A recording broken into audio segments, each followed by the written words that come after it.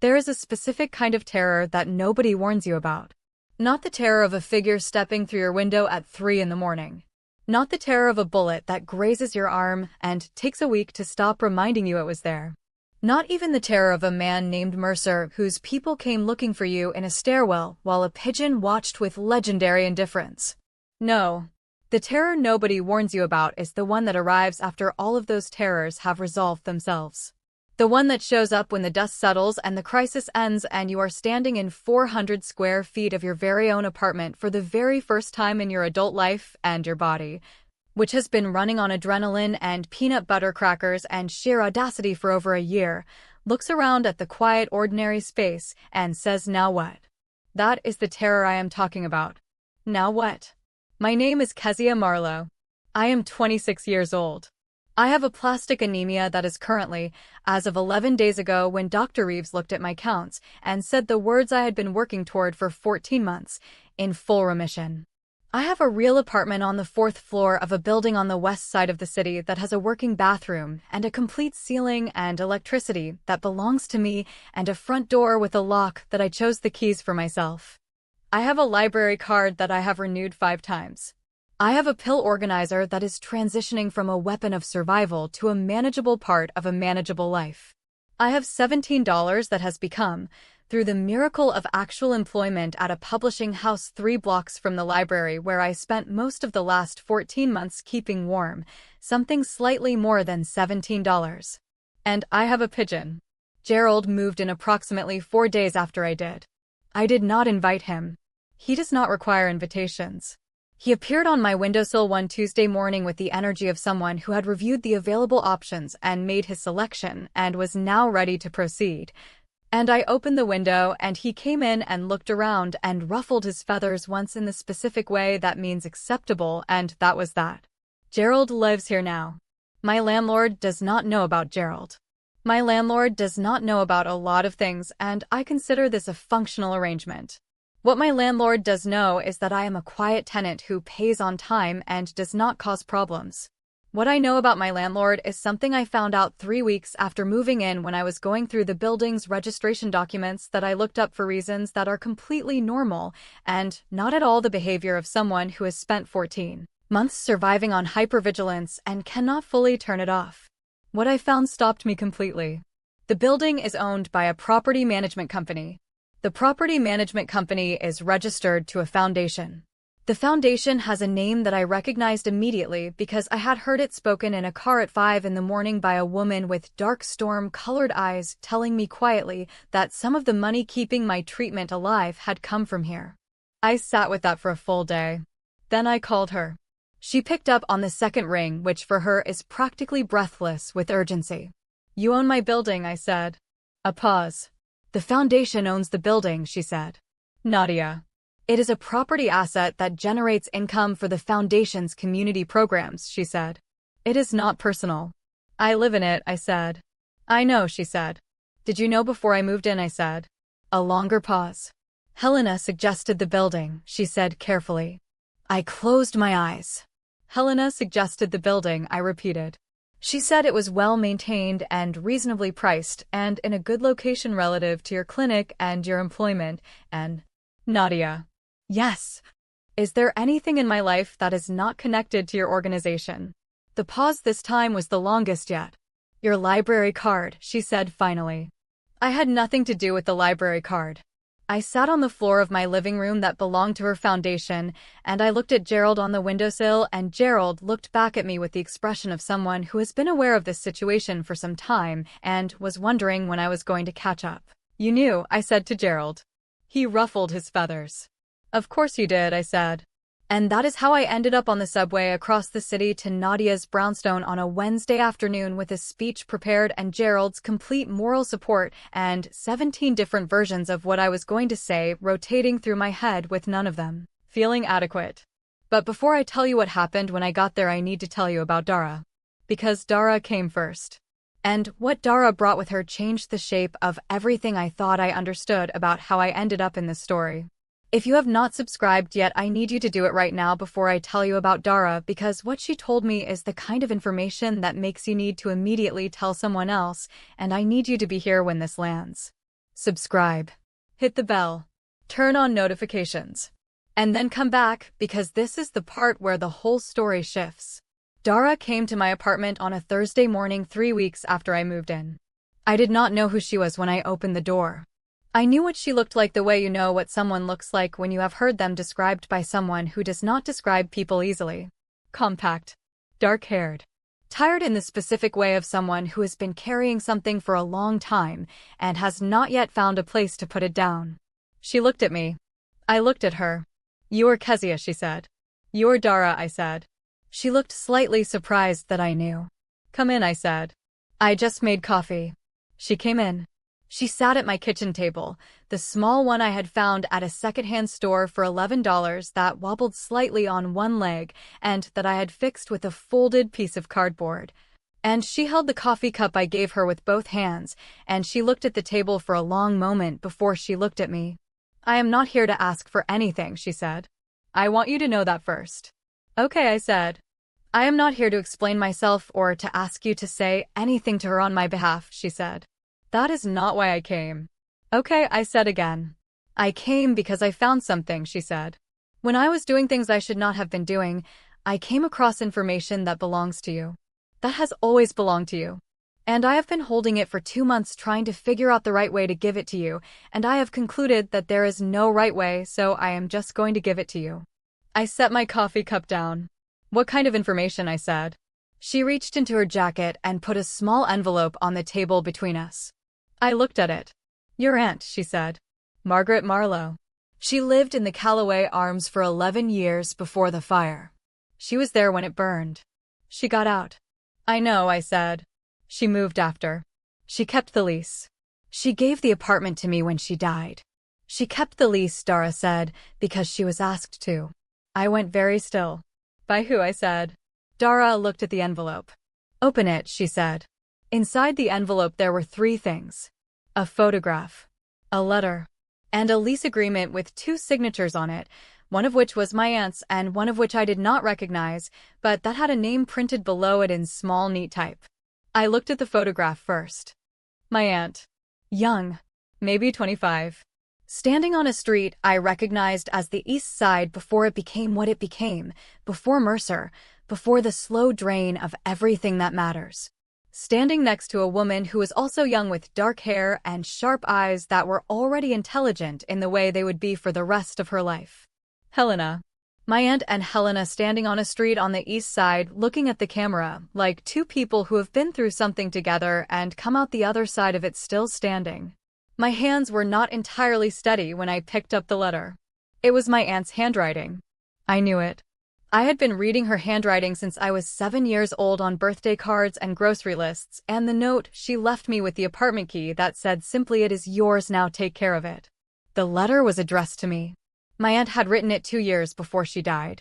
She had left it with Dara, with the organization, with instructions that it should find its way to me if and when I needed it. She had trusted these people with it. Which meant she had known these people.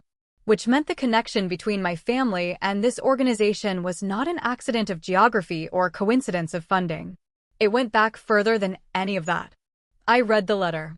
I am not going to tell you everything it said because some of it is mine and I am keeping it. But I will tell you the part that matters for this story. My aunt had known Helena for over 20 years. They had grown up on the same block. They had survived the same things in the specific way that women who grow up on that part of the East Side survive things, which is together and without anyone formally acknowledging how hard it is. When Helena built the organization, she built it with the East Side in mind, because the East Side was where she came from, and my aunt was part of what she came from. The Callaway Arms had not been a random abandoned building. My aunt had kept that apartment deliberately, had maintained the lease for years after the fire at Helena's request, because it was a useful location. A high floor with a clear sight line. A building the neighborhood avoided. A space that the organization occasionally used for exactly the kind of operation that brought Nadia through my window. My aunt had been protecting that space for them. And when she died, she gave it to me. Not because she did not know what she was doing. Because she did. She knew the organization would eventually need that apartment again. She knew whoever used it would find me there. She could not have known it would be Nadia specifically. But she knew whoever it was would be someone Helena trusted. And she knew that her niece, broke and sick and stubborn in the way that Marlowe women are stubborn, which is completely and without apology, would be okay. She left me there on purpose. She left me a safe house and called it an inheritance. I sat at my kitchen table with my aunt's letter in my hands for a very long time. Gerald, who had been on the windowsill for this entire conversation, came and sat on the table next to me, which he does not normally do. He looked at the letter. He looked at me. He made a small sound that was not his usual sound, something quieter, and then he sat next to my hand on the table and stayed there. Gerald knew my aunt. I understood this suddenly and completely. He had been in that building before I got there. He had been there when she was there. She had given him crackers on the 5th floor, landing the same way I had. He was not my pigeon. He was hers. And she had left him to me along with everything else. I looked at Dara across the table. She was watching me with the expression of someone who has been carrying something that did not belong to them and has finally been able to give it back, and the relief and the grief of that are happening at the same time in her face. "Thank you," I said. She nodded. We sat in the quiet for a moment. "How is she?" I said. I did not say the name. I did not need to. Dara looked at her coffee cup. "She has not decided yet," she said. "About me. About what comes next." "I understand that. I am not asking for anything from that either." A pause. "I just wanted you to know that whatever she decides, I understand it. And I am not going anywhere. I will wait as long as it takes for the chance to try to be worth trusting again. Even if that chance never comes." She paused one more time. "She chose well. Whoever she is to you. She chose well." Dara left 20 minutes later. I sat at the table with Gerald and my aunt's letter and the photograph for a long time after she was gone. Then I got up and I got dressed, and I went to the subway, and I went to the brownstone on the quiet street with the window boxes that now had green things growing in them because it was spring. She answered the door before I knocked. I do not know how she knew I was there. I have stopped trying to understand how she knows things. It is one of the categories of her that I have accepted without needing to map. She looked at me. She looked at my face. "Come in," she said. We sat in her kitchen, her real kitchen, the one with the coffee maker that she had running before I got there, which means she didn't know I was coming, and I told her everything Dara had told me. I showed her the photograph. I told her about the letter. I told her about Gerald and my aunt and the crackers on the 5th floor landing. She listened to all of it without interrupting, which is one of the things she does that I have added to my inventory. She listens the way she does everything, which is with total complete attention that makes you feel like the most important thing in the room, which when Nadia Cross is in the room is saying something considerable. When I finished, she was quiet for a moment. Then she said, "Helena knew." "Helena knew," I confirmed. "When she suggested the building for you," she said. "She knew whose building it was. She knew whose apartment it had been." "She knew," I said. We both thought about Helena for a moment. "I am going to have a conversation with Helena," Nadia said. "Get in line," I said. The corner of her mouth did the thing. I collected it. I am still collecting them. I have a very full inventory at this point, and I consider it one of my most prized possessions. "The building," I said, because we had not finished that conversation and I was not letting it go. "My apartment." "The foundation," she started. "I know about the foundation," I said. "I am not asking you to take it back. I love that apartment. Gerald loves that apartment. The wobble in my kitchen table gives it character. I am staying." I paused. "I just need you to understand that I am aware of it. That I see the full picture now. All of it. The clinic and the building and the aunt and the cereal and all of it. I see it." She looked at me across the kitchen. "What do you see?" she said. Very quietly. "I see that none of this was random," I said.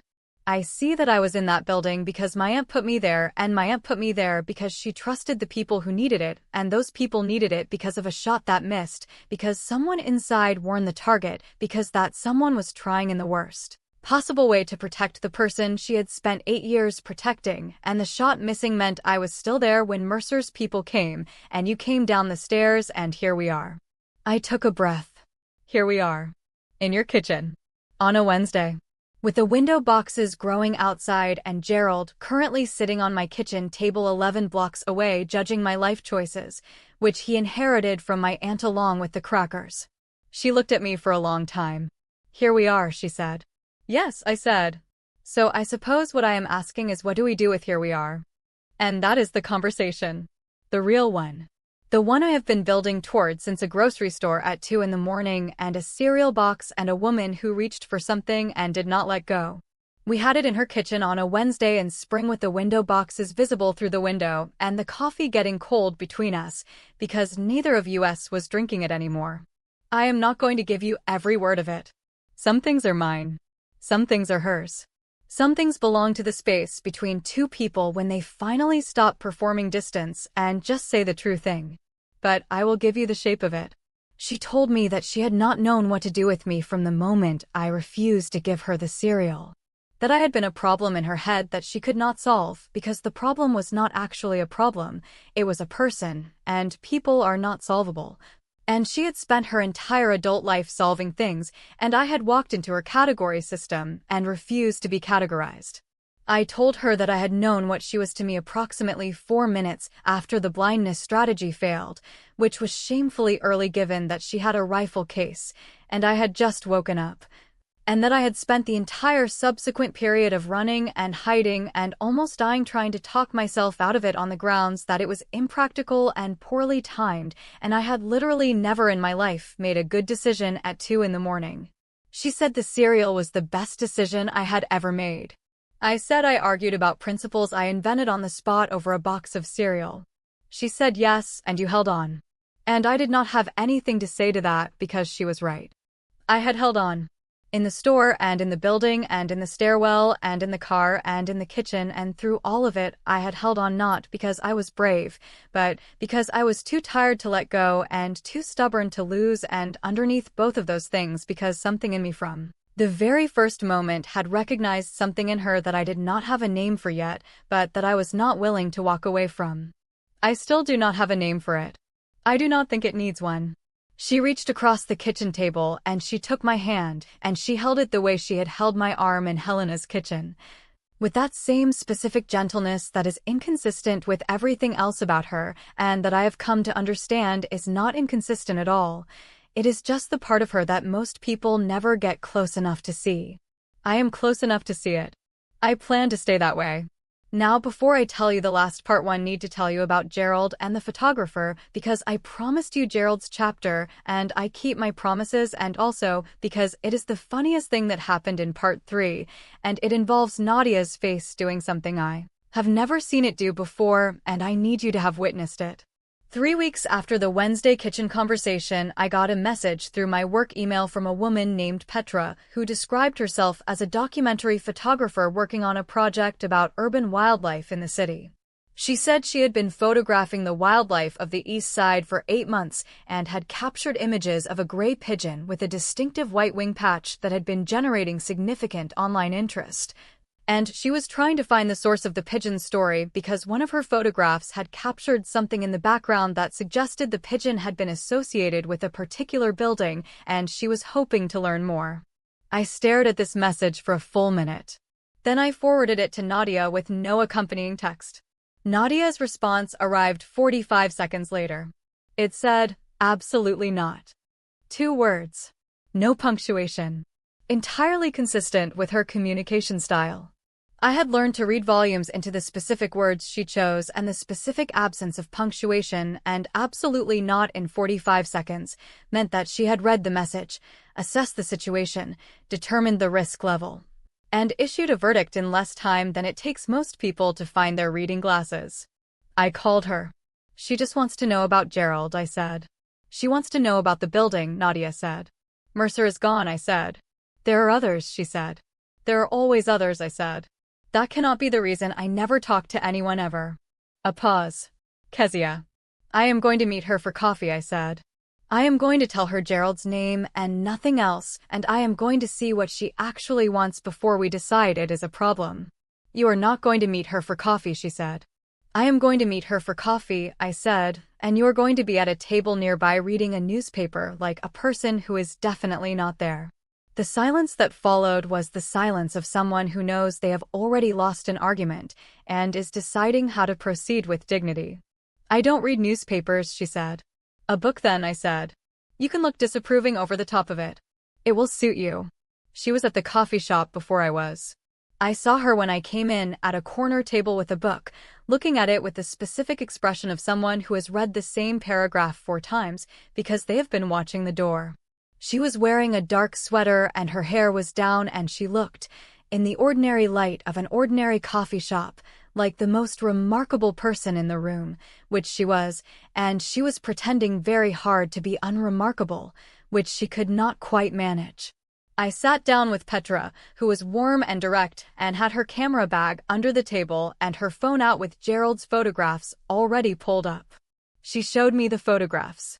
Gerald was magnificent in them. I do not say this with bias. I say it as an objective assessment of the documentary evidence. Gerald in Petra's photographs was a creature of enormous presence and complete self-possession, caught in various locations across the East Side, always in the foreground with the city behind him, always looking directly at the camera with the expression that I can only describe as an ancient soul who finds the concept of a camera mildly interesting and deeply insufficient. In one of the photographs, the background was the Callaway Arms. 6th floor. A lit window. My window. I looked at it for a long moment. A lit window in a building the whole neighborhood thought was empty. A window that had been mine for 14 months. A window that had been someone's before me and someone's before that and had held its light through everything. Can I ask what was in that window? Petra said. I looked at the photograph. I looked at Gerald in the foreground of it, magnificent and unbothered, framed against the building like he had chosen the composition himself, which knowing Gerald I could not entirely rule out. That is Gerald's building, I said. He lived there before I did. He introduced me to it.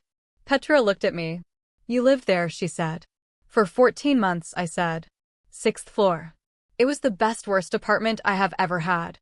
Petra looked at the photograph. Then at me. Then back at the photograph. Would you be willing to tell me more about that? She said. I opened my mouth. From across the coffee shop, without looking up from her book, Nadia turned a page. The page turn was the most communicative page turn I have ever witnessed.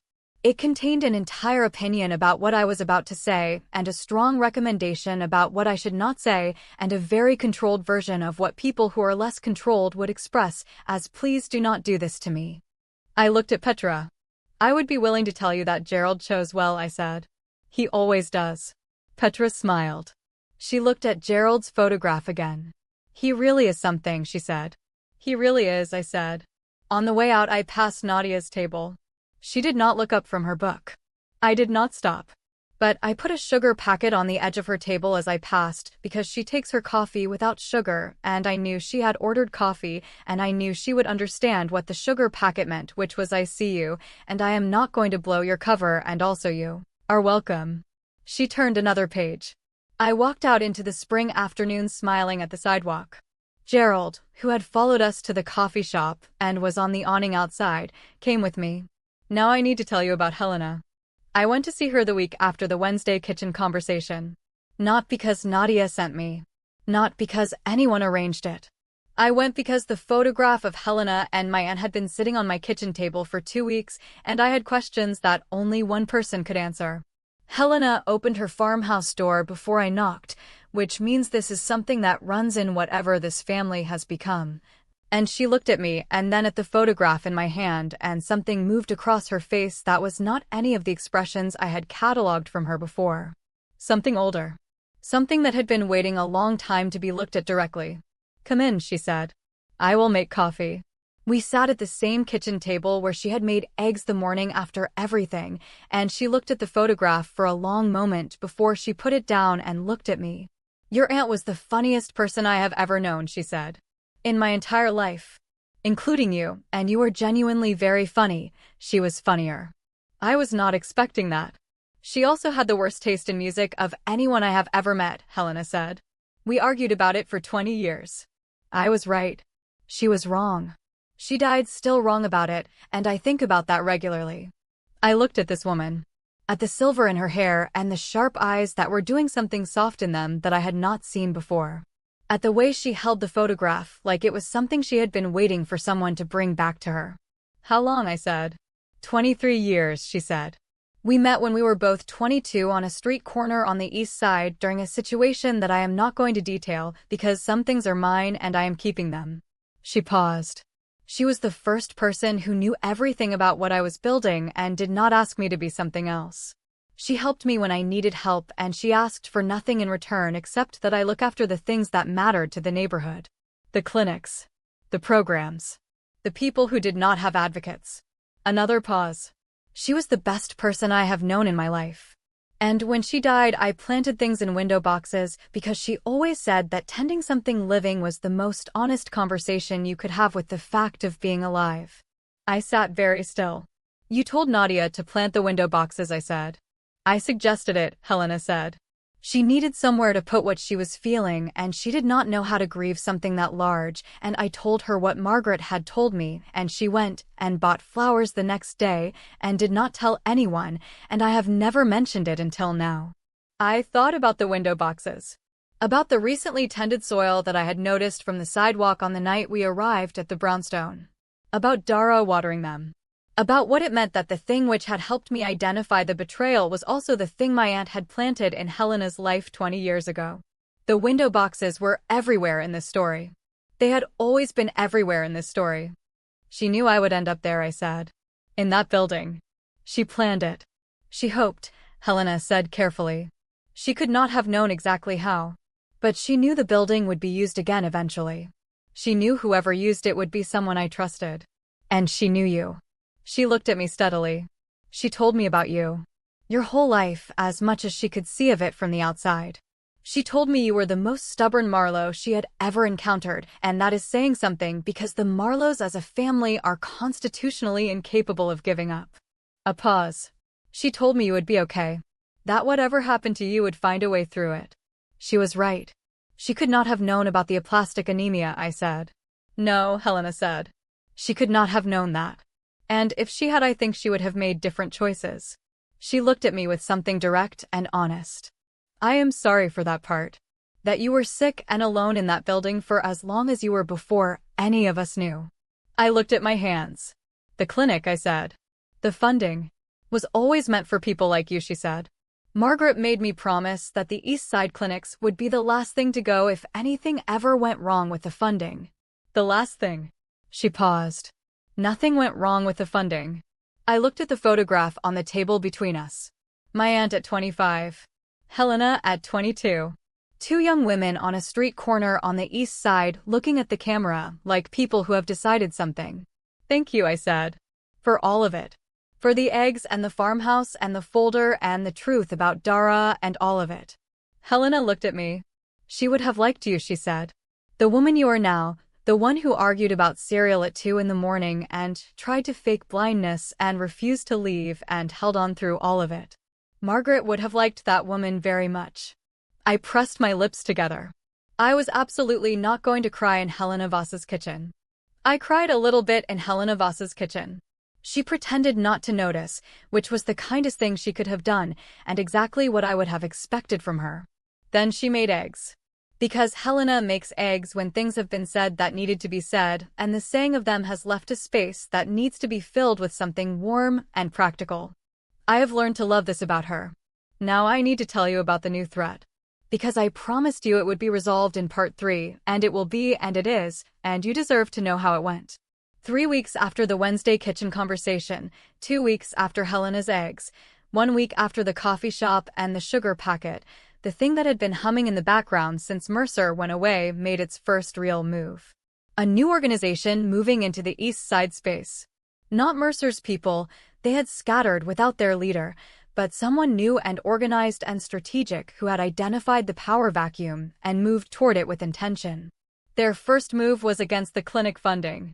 Specifically against the Foundation's ability to maintain the subsidy that kept the East Side clinics operating at a cost that people who needed them could afford. It was not a violent move. It was a financial one. A legal challenge to the Foundation's status, clearly coordinated, clearly designed by someone who understood exactly which thread to pull to cause the most damage without triggering the kind of response that direct aggression would. Smart. Precise. Targeted at the thing that could not fight back with the tools that Nadia's organization used. I found out about it because Dr. Reeves called me. He sounded tired in a way that doctors are not supposed to sound tired, and he told me that the clinic's subsidy was under legal challenge, and that if it was not resolved within 30 days the clinic would have to begin operating at full cost, which meant the people who needed it most would be the first ones who could no longer afford it. I sat with that for exactly 4 minutes. Then I called Nadia. She already knew. Of course she already knew. She had known for 48 hours, and had been working on the response, and had a strategy in place, and it was under control. The legal challenge, I said. Being handled, she said. By whom, I said. People I trust, she said. What kind of handled, I said. Kezia. I am a person who was kept alive by that clinic, I said. I have a stake in this. What kind of handled? A pause. She told me. The response was legal and financial and strategic and involved several things I did not fully understand, and one thing I understood very clearly, which was that it was going to take time, and time was the thing the clinic did not have enough of. 30 days, I said. I know, she said. What if there was another way to buy time, I said. What kind of other way, she said, in the tone of someone who is already slightly concerned about what comes next. Petra, I said. The silence. Kezia. She is doing a documentary project, I said. About the East Side. About the community. About what the neighborhood has been through and what has kept it alive. If she did a piece on the clinic specifically, on what it does and who it serves, publicly, visibly, in a way that made it very difficult for anyone to shut down without the community noticing. That is not a legal strategy, Nadia said. No, I said. It is a different kind of strategy. Another pause. Longer. You want to use a wildlife photographer and a pigeon, she said, to protect a medical clinic from a financial attack by an organized crime operation. Gerald has online presence, I said. You cannot buy that kind of goodwill. The silence that followed was the longest silence she had ever given me, and I have catalogued all of her silences, so I know. Then she said, Helena is going to love this. She was right. Helena loved it. Petra loved it. Gerald, when asked his opinion, ruffled his feathers once in the acceptable direction and returned to the windowsill. The piece Petra produced ran online 3 weeks later. It was not just about the clinic. It was about the East Side. About the community. About the people who had been tending it the way you tend window boxes, quietly and consistently and with the faith that something would grow. It included photographs of Gerald in front of the Callaway Arms.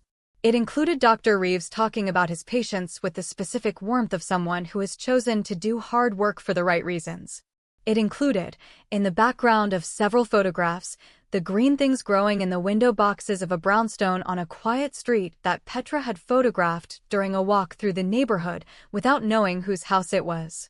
The legal challenge was quietly dropped within 2 weeks of the piece running. I do not know exactly why it was dropped. I know that Nadia's people were working the legal angle simultaneously, and I know that the public visibility of the clinic made it a significantly less appealing target, and I know that Helena made a phone call to someone whose name I never learned, and after the phone call the challenge disappeared like it had never been there. I choose to believe that all of these things together added up to the outcome. I also choose to believe that Gerald contributed meaningfully through the force of his public presence, and I will not be taking arguments about this. And now we are at the last part. I want you to stay with me for this, because this is what you have been waiting for since part 1, and I am going to give it to you properly. Before I do, I need you to like this video. I mean it. If this story has lived in you the way I hope it has, if you have felt Kezia and Gerald and the window boxes and the cereal and the woman who came down the stairs, press the like button right now. It takes 1 second and it means everything. And then come back because the ending belongs to you as much as it belongs to me. It is a Tuesday. I know it is a Tuesday because Dr. Reeves always schedules the important appointments on Tuesdays, and this is the most important appointment I have had in 14 months of important appointments. This is the one where we stop monitoring and start talking about what the rest of my life looks like. I sat in the chair across from his desk and I held my hands in my lap and I waited while he looked at my file with the expression of a man who has good news and is deciding how to give it. Kezia, he said.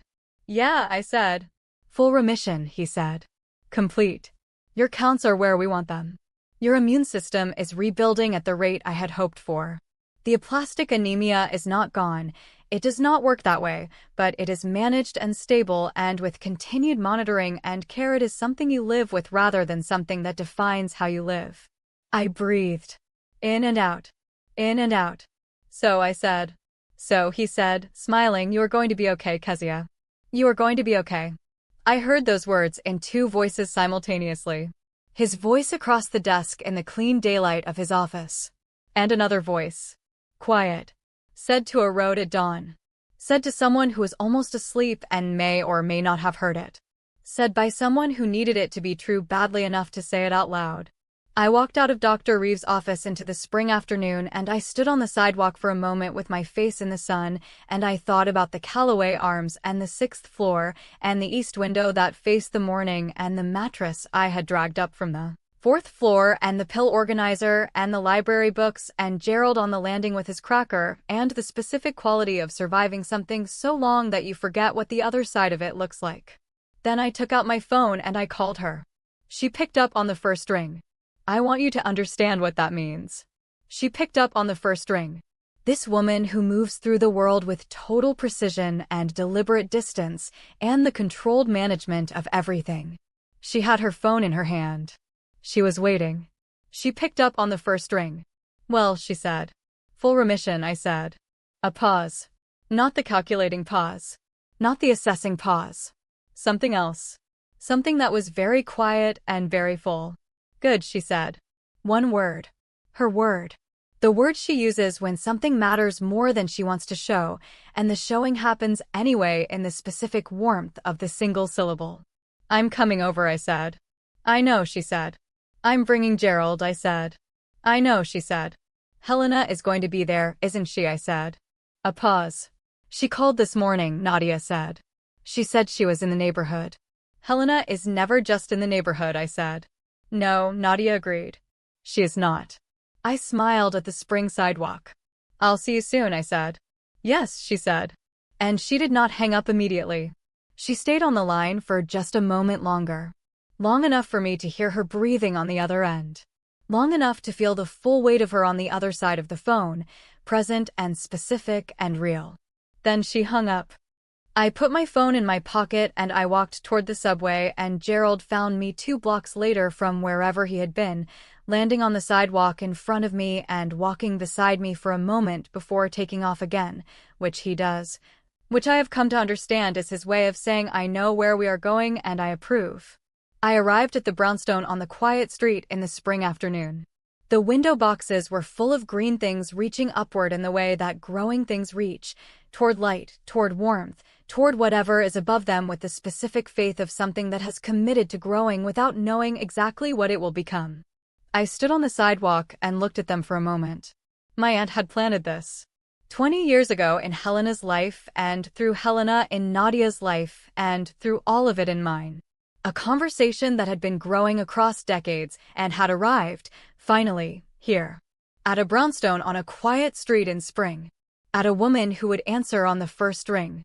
At a life that was mine again and was more than I had known to plan for.